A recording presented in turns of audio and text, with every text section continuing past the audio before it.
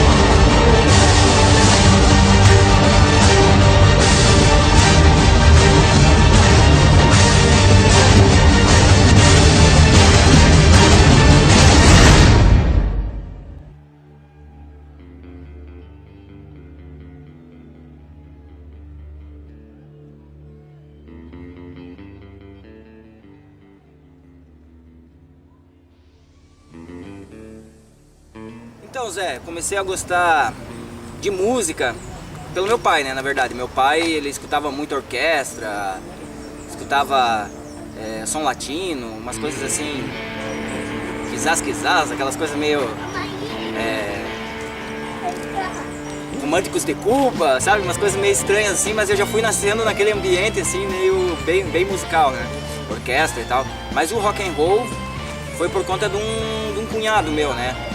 Na época, né? Agora é ex-cunhado. Muita gente aqui em Joinville conhece, que é o Hugo Hoffman, né? Então o Hugo era apresentador no programa Rock Alternativo, era o nome do programa. Isso lá por volta de 1987, por aí, 86, 87. Então eu comecei, ele namorava a minha irmã. Quando ele saía pra balada com ela, eu ia lá, remexia os vinis dele, né? Então eu ficava lá, escutava Pink Floyd, ZZ Top, Led Zeppelin, e cada semana ele produzia, né, o programa lá em casa. Ele levava, sentava numa mesa lá e ficava escolhendo, né? Então eu esperava ele sair, né? E ela que nem um ratinho, botava na vitrola, e ali eu comecei a gostar mesmo de rock and roll, né? Ali foi talvez o primeiro contato com o rock mesmo, por volta de 11, 12 anos por aí.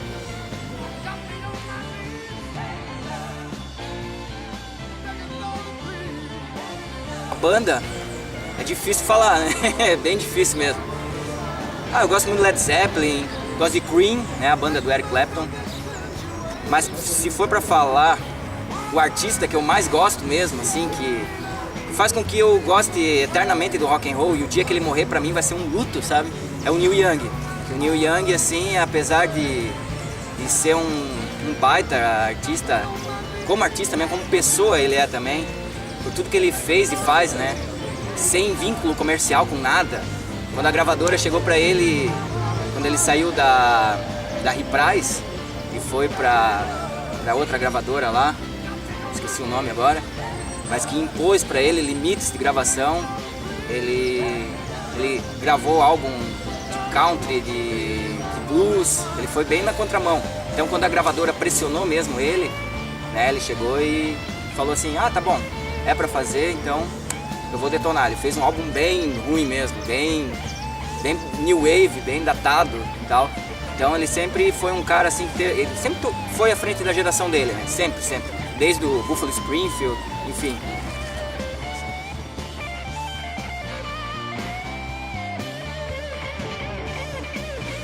Uma música pra mim que representou, pelo menos assim, foi a introdução pro rock and roll mesmo. Já conhecia rock e tal, mas comecei a gostar pra caramba de rock, de começar assim, agora eu vou começar a comprar tudo que tiver. Então foi a música Layla do Eric Clapton, que é aquela introdução o começo ali é uma viagem, né, cara? Aquela guitarra ali do Eric Clapton. E eu lembro até hoje que eu tinha o quê? Devia ter uns 11 anos. Fui na sala, na casa dos meus pais ainda. E eu tava começando a mexer com fita cassete, aprendendo a mexer com fita cassete e tal, e deixei gravando o Black Inkle. Por coincidência, né? Aí quando eu acordei, a primeira coisa, a primeira música, parece que foi assim, é pra ti, cara, isso aqui. Tava lá, aquele riff, né, do Eric Clapton, aquela maestria, aquela música inteira. Eu lembro que meu pai, ele percebeu que eu tava eufórico com aquela música. Eu ficava repetindo aquela música, eu acho que a semana inteira, toda hora. Terminava a música, eu voltava, colocava de novo. E assim foi. Ali comecei a gostar de rock and roll mesmo.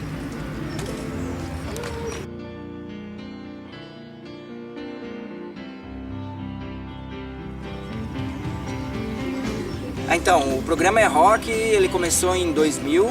Na verdade, era um projeto, na época, eu sempre trabalhei, já estou há 18 anos na prefeitura, né? Então, trabalho há 16 na assessoria de comunicação, né? Na secretaria hoje, Secretaria de Comunicação, na época era assessoria. Então, eu conheci um cara muito doido lá, que era o Fernando Pinto Júnior, né? Jornalista, e ele queria fazer esse programa. Então, ele precisava de alguém na produção. E eu comecei a ajudar, né? Tinha bastante material na época, né? Hoje em dia é tão fácil, né, baixar na internet, mas ali no 99, 2000, tu tinha que ter material, né? Eu tinha bastante material, então eu comecei a ajudar ele na produção e tal, e depois ele teve que sair, ele foi para Lages, eu não queria de maneira nenhuma apresentar o programa, queria só ajudar na produção e tal. Mas daí na época, a Rosângela Magalhães, que era a diretora, me chamou, falou, não, tu vai ter que apresentar esse negócio aí. Aí eu comecei a apresentar e chamei uma amiga minha também para apresentar, que era a Carla. Depois a gente começou a chamar a turma que hoje é a base do É Rock, né? Que é o Marcelo Risati. Ele tinha lá um bloco com lançamentos que pegava emprestado material do Jaime. Às vezes não era tão lançamento assim, já tinha uns 2 meses de atraso e tal. Mas era lá o É Rock Lançamentos. Aí depois a gente chamou o Perfect, né? E foi montando a equipe que é hoje, né? Eu fiquei durante 10 anos apresentando o programa. Hoje eu já apresento um outro programa, que é o Na Toca, que é na Rádio Joinville Cultural, um programa mais aberto, mais abrangente musicalmente, né? E eu também já fiquei bastante tempo apresentando um outro programa que é o Som de Joinville, que na verdade era um programa meu, era um programa da Ana lá, que era uma diretora lá da UDESC, então ela me chamou para auxiliar ela. E apresentei durante um ano também o Jazz in Concert, que é outro programa da UDESC, né? Todos os programas em rádio culturais, né? Sem vínculo nenhum, sem ganhar grana com isso. Negócio legal. É a turma do É Rock também, tá lá, já tá aí há 13 anos, né? Os caras batalhando sem ganhar nada também, fazendo por amor mesmo.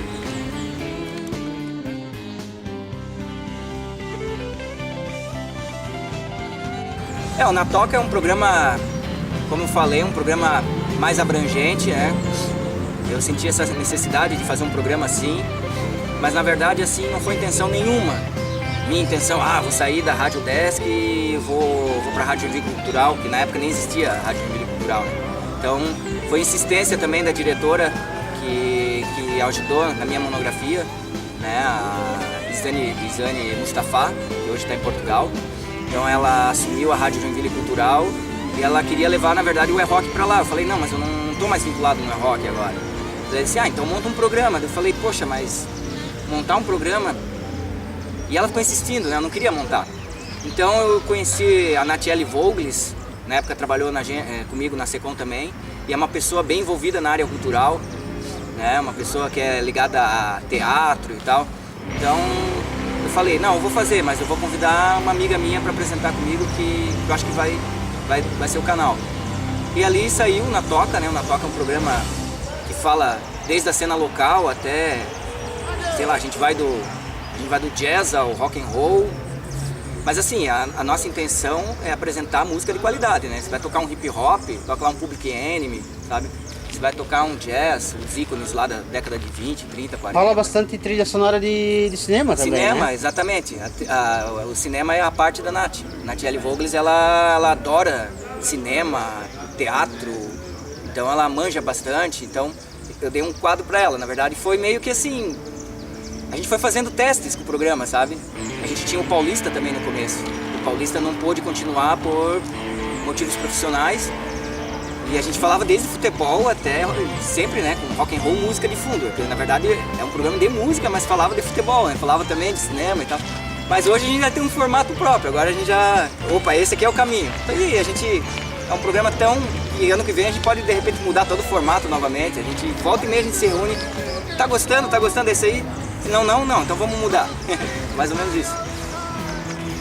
Viu, Zé? Assim como o teu blog, a gente tem um blog nosso também, daí que é o pessoal que não ouviu na toca, que não... É um horário meio difícil, né? Sábado, 1 da tarde. Ele tem reprise a domingo, às 18 horas, né? Às 6 da tarde, então muitas vezes o pessoal tá aí, né? Tá como aqui, ó, curtindo aí um lazer e tal, né? E então a gente tem um blog lá pra galera acessar, que é o programa natoca.blogspot.com. E lá tem os programas anteriores.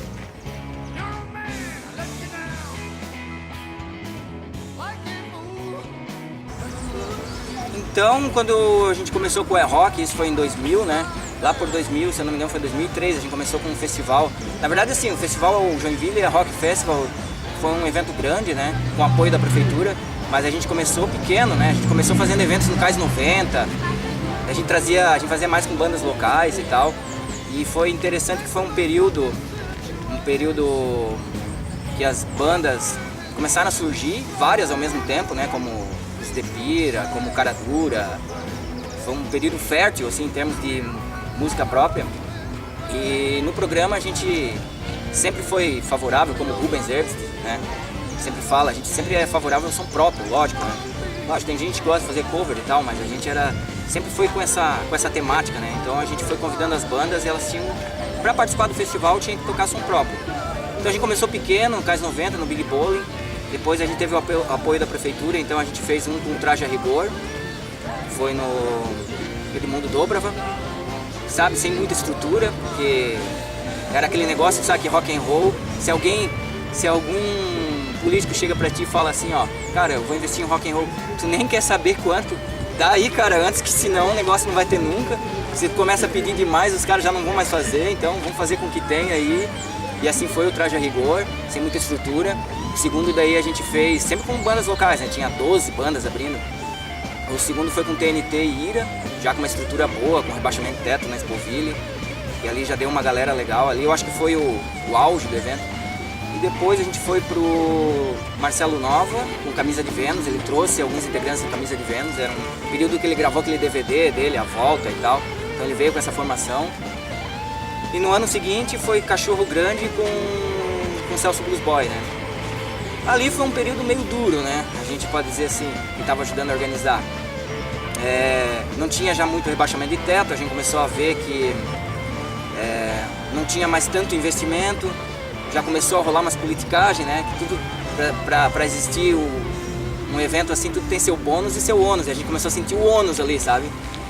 E teve um movimento lá do Passe Livre, que acabou também atrapalhando bastante as futuras edições, e começou a virar um lance muito político demais. Eu chamei a turma, a galera que me ajudava a organizar, o Alexandre Patti lá, a gente falou, vamos parar com esse lance aí, porque daqui a pouco vai virar palanque.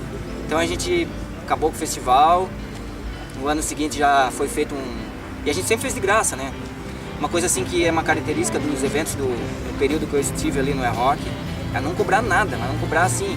Se tiver que fazer um evento envolvendo banda de rock, pô, o cara, se eu vou ganhar R$5, vou ter que dar R$4 pros caras, sabe?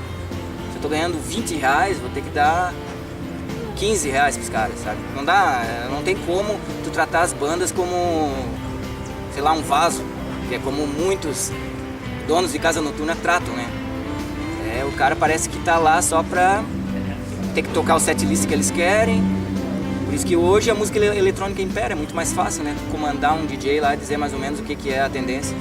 As bandas de rock com som próprio. Então a gente sentiu nesse período do E-Rock Festival ali que as bandas, elas queriam participar do festival e a gente funcionava apenas como uma vitrine, já que não cobrava ingresso, então a gente chamava a mídia para cobrir e aquele ali servia de alguma forma para eles mostrarem o som próprio, né? Então esse foi o legado, talvez, do festival, né?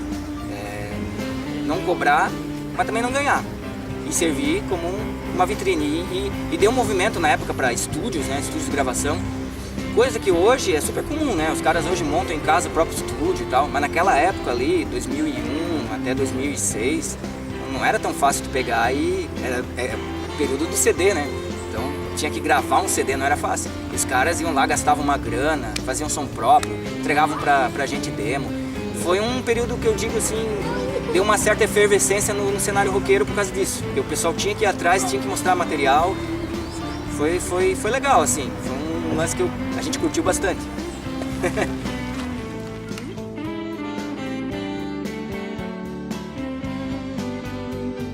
Futebol de botão é um lance que eu comecei a gostar por causa do meu pai sempre introduzindo, né, da maneira dele, sem dizer assim, ó, tu vai ter que jogar, ou tu vai ter que ouvir isso.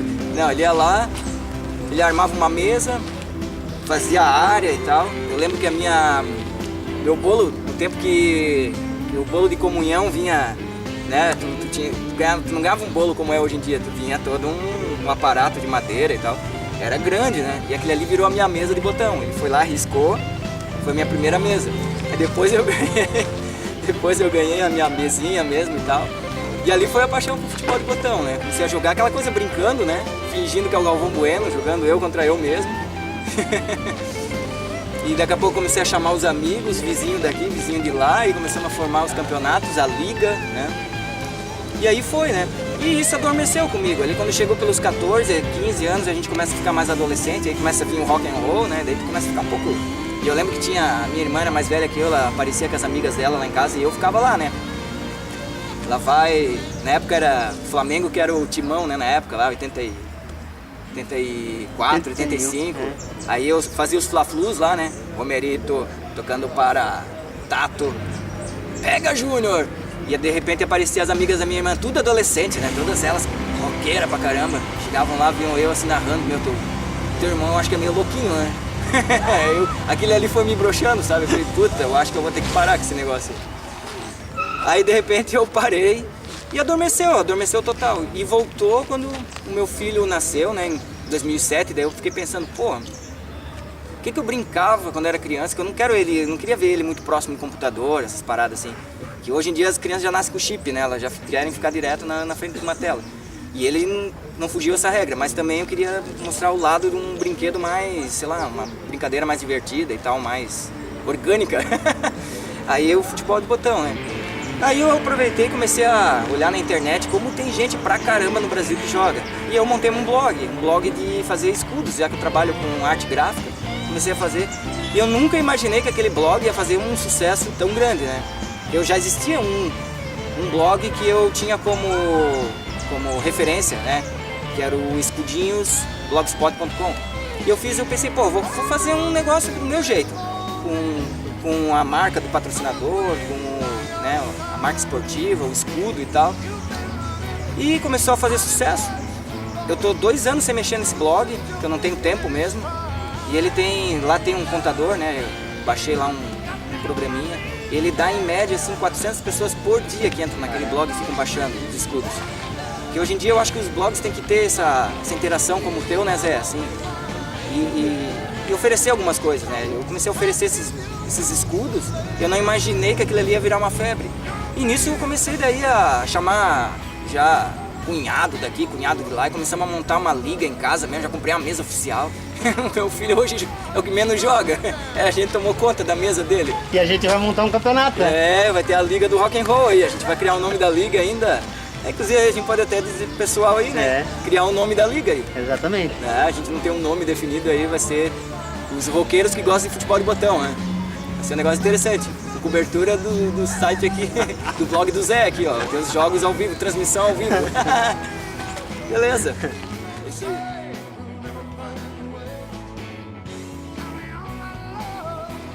Falar que é isso aí, cara. Cada um viva a sua vida da maneira que curtir aí, né? Curta o rock and roll pra caramba, né? Viva das referências de blogs, como o blog do Zé, né? Que resgata a música, que é um negócio muito interessante. E a internet tá aí pra isso, né, cara? No nosso tempo a gente não tinha essa forma aí de vasculhar, né? De fazer esse garimpo aí. Já que tem, então vamos curtir a beça aí. E ouçam na toca. E ouçam na toca. Beleza.